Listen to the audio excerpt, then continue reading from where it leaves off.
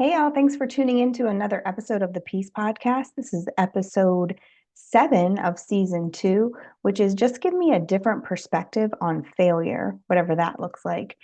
And so I came to this one. I was cleaning my bathroom and the shower, particularly, which is a chore that is not my favorite. And for any of you perfectionists out there, you will appreciate this and understand that just the thought process behind it. So I walk into the bathroom, and this bathroom is one that only I use. So it's just my bathroom, just my shower, just my mess. And so I'm cleaning it, and I know where the mess comes from, because when you put on makeup and your makeup gets all over the sink and you do your hair and your hair gets everywhere, you know that that mess is your mess and you know where it came from. And so as I'm cleaning and I start to see the layers of those things um, start to come off. So like you clean up the hair first and now there's no hair. You clean up the makeup and now the makeup's gone. And so as I continue to clean, it's almost as if I forgot what the room looked like when I walked into it. So I'm having this whole conversation with myself as I'm scrubbing, and I'm like, oh my gosh, it just won't come clean enough. Oh my gosh. And the vision that I have in my head is this vision of perfection. So no marks on the grout between the tile, no marks on the caulk that's around. And that just over time, it just happens that way and it stains it and it's there and you have to re-caulk and you have to re-grout. But as I'm cleaning it, I'm feverishly trying to get this space to look like it's new again. And I say to myself, Carrie, it doesn't have to be perfect. It's like, what are you doing? And so I finish up and I walk away from it. And I just think to myself, you forgot what it looked like when you came into it in the first place. And you're also forgetting that you're the only one who's going to use this shower. Like, no one else showers here. No one else is even in this bathroom. So, like, who's going to critique you for it not being the level of perfection? And the third thing is that image that I had in my head was one that was literally of what the house would have looked like had it been brand new and everything, put in it new. And so I said to myself, girl, what are you like? Are you being a perfectionist with how clean your bathroom is? Like, what are you doing? And so it made me think about this conversation that I had with my 22-year-old. And we both have had and do have levels of anxiety. And when I was his age is actually when my anxiety started. And that anxiety breeds more anxiety. So when you're an anxious parent, then that energy flows into your children, and oftentimes they become anxious children. And so one of the things that I regretfully passed on to him was my anxiety. And so we're having this conversation, and I don't even remember what the logistics of the conversation were, but I just know that we landed on these two polarities when it comes to anxiety. But both of them fall under the same umbrella. And so as I was waiting for content for this week to be downloaded into me, I had seen this reel, and it had all of these words that are feelings that we don't normally know as part of our regular vocabulary.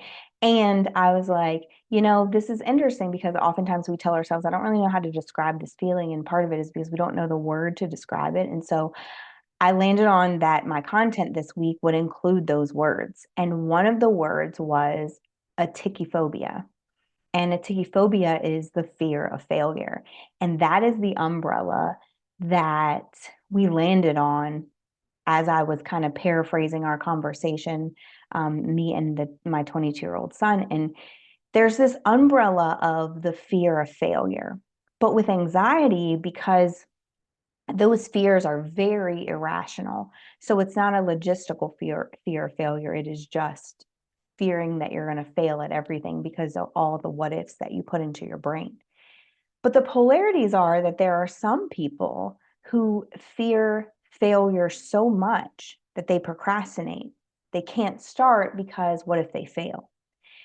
And so they'll sit on ideas, They'll hold on to these grandiose visions that they have for the future, but they won't start them because their fear of failure is so large that they tell themselves all of the ways that it could end in failure before they ever even start it, which paralyzes them. So there's the anxiety that says, okay, I'm just going to be a procrastinator because if I don't even start, then I don't have to deal with the fact that it's a failure.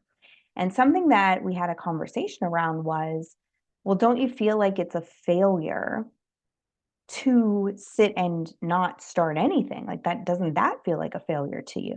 And I think that especially in the brain of someone with anxiety, where you land is, yeah, but I didn't attempt it. So like I'm not necessarily failing at something. I'm just not doing anything. And so therefore that can't be deemed a failure. But then all the way over on my polarity is the perfectionist brain. And that says, I can't stop because what if I fail? And it's much like with that bathroom story that I told you, like, I'm not going to stop cleaning this. I don't know when to tell myself to end it because I don't want it to be a failure after all of my efforts have been exhausted, because then that means that I'm a failure because I did everything that I knew how to do and it still failed.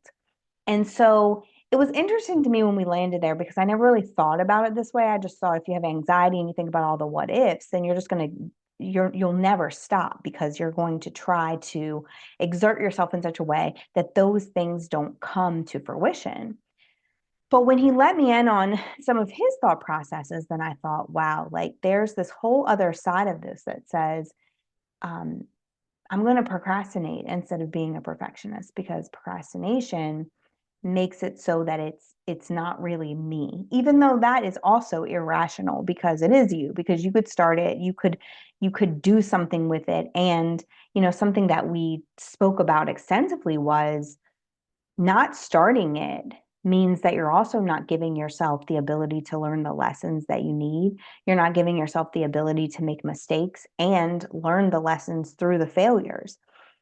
And so I think when you have anxiety and you fall in that procrastination field, like one of the things that you have to like really hone in on is that nothing beats failure but a try. But if you're not trying, then that is a failure. And it's not you're not a failure, but it's thinking about the lives that you could change if you made that move. It's thinking about the impact that you could make if you made that move. It's thinking about how ruminating and sitting in all of the what ifs is keeping you in a space of not thinking about what the success could actually look like.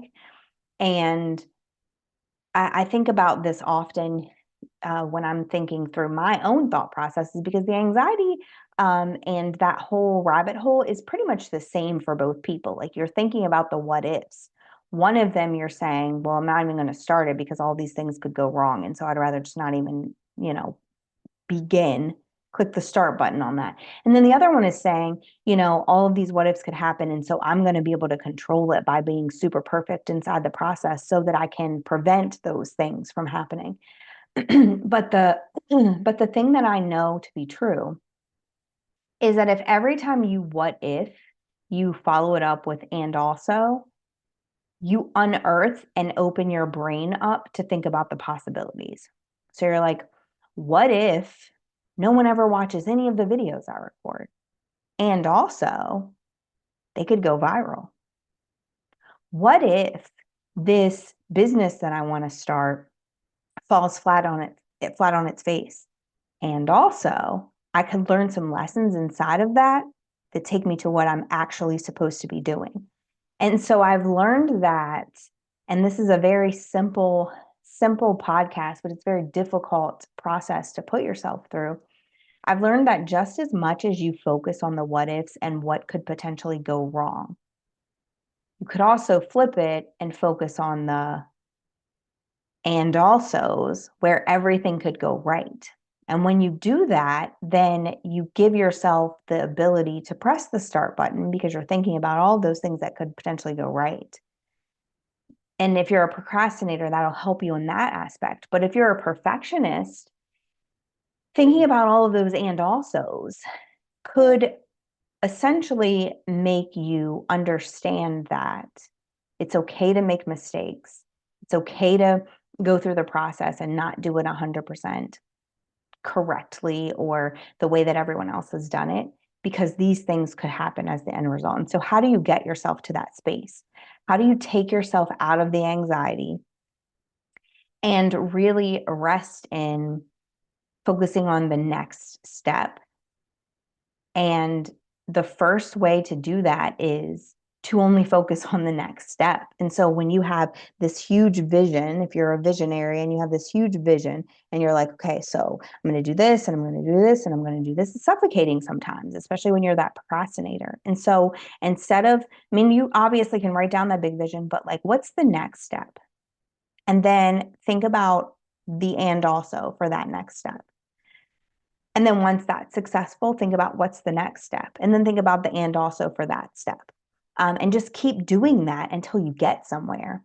And for the perfectionist, you take those next steps and you realize that taking the step is okay. Like just take the step. It doesn't have to be a perfect step.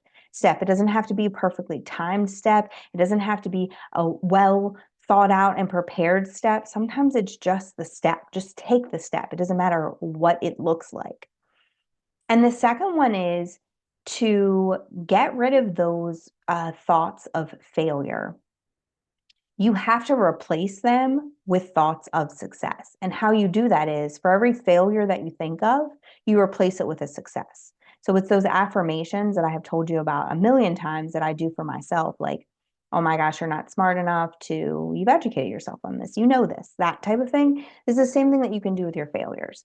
So you think about, oh, well, this is a failure that could happen. And then you replace it with, but this is a success that could happen. And it's the and also approach, but it's literally tit for tatting it.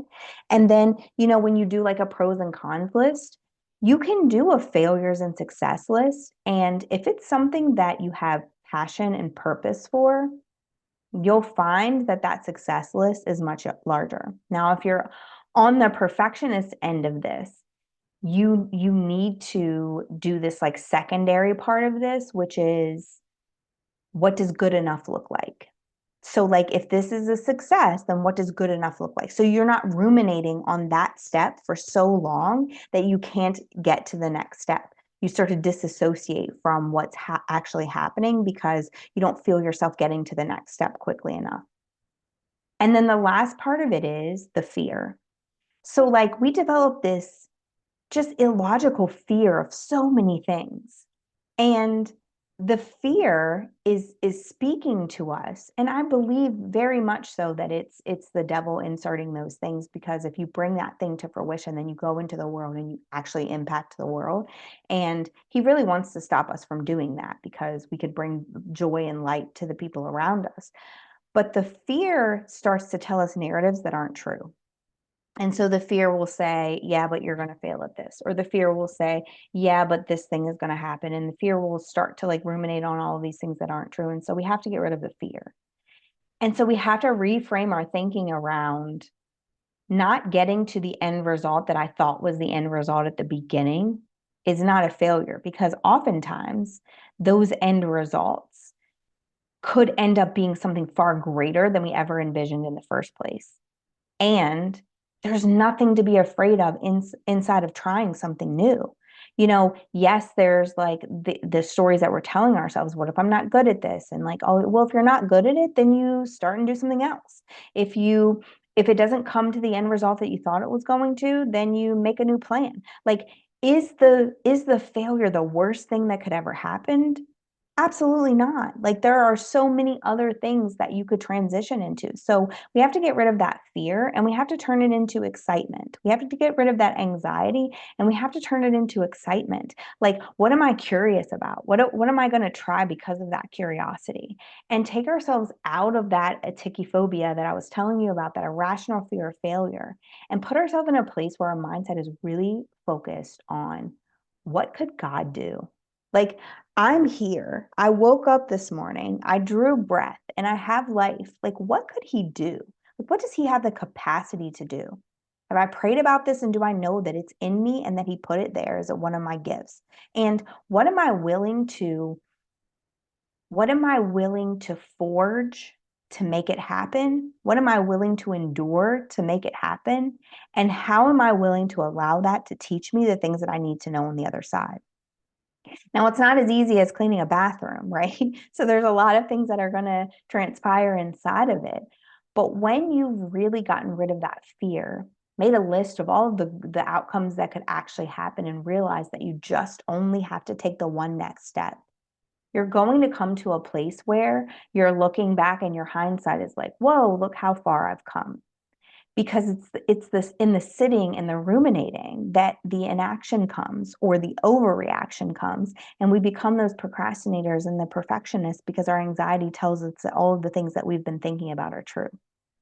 But they're not, because if everybody sat in that, nobody would do anything because they'd be so afraid of what the outcome might be. So today I encourage you to really hone in on what your thought process is telling you, really hone in on how willing you are to make a mistake and to not necessarily succeed the way that you thought you would, but to take the step anyway, but to do the thing anyway. And then jot down the things that you need to make a move on right now. Tell yourself that they don't have to be perfect, but you have to take the step. And then do it. Take the first step. No matter what it is, this week I encourage you to think about those things and just take the first step. And my first step came at the beginning of this year. It was just like, you know what, make the videos and see what happens. Make the course and see what happens. Drop the PDF and see what happens. And that's what I'm going to keep doing, because that is what I know to be true as a gift for me. And that is what I know to be true as one of the areas that I want to be a perfectionist in, but I know that the perfectionism doesn't matter in this. It doesn't matter what I look like on the screen. It doesn't matter if the video is perfect, because I've seen videos go viral from the front seat of someone's car. I've seen videos impact people from the front seat of someone's car with no makeup at the drop-off line at school. So what you're willing to forge and endure is going to turn into something that's meaningful. And so I appreciate you guys for tuning in. Remember to like and subscribe to the page, tune into my social media platforms, go to my website, and tune into the Peace Podcast every Monday on whatever medium you get your podcast on. And if you would so graciously leave a review, those reviews help the information get to more people. I appreciate you guys. I thank you for listening every week. And if you need to reach out to me directly, don't forget you can go right to my DMs and do that. All right. Thank you for listening. I will see you next week.